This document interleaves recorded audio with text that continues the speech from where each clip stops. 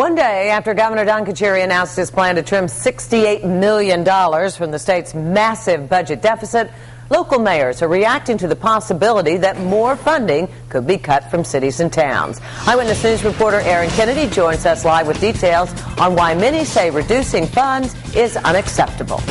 Local mayors are outraged. They say the governor's decision to cut aid to cities and towns is leaving them with very few options. And they're concerned the burden will ultimately fall on the taxpayer. The 2010 budget passed by the General Assembly included $68 million in unspecified cuts. The governor was required to find those savings. Cutting aid to cities and towns is part of that plan.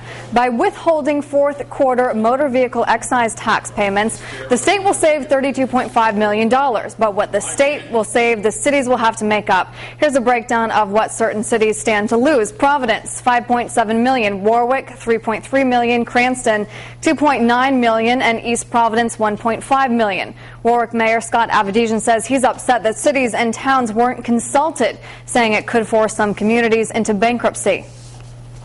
We've already cut $4.4 million already this year because we were required to do so. We got a cut last year, and now on top of it we'll have another $3.4 million. It's going to be very difficult for us to balance our budget. Well, 80% of our budget, like most cities and towns, is in personnel, salaries, and benefits, and those have to come down. They're too high right now vis-a-vis the money that we have and how much the taxpayers are paying, and the governor has programs that will allow us to do that. The General Assembly is moving in the opposite direction, moving for binding arbitration for teachers in addition to police and fire, which won't allow us to make the cuts that we need.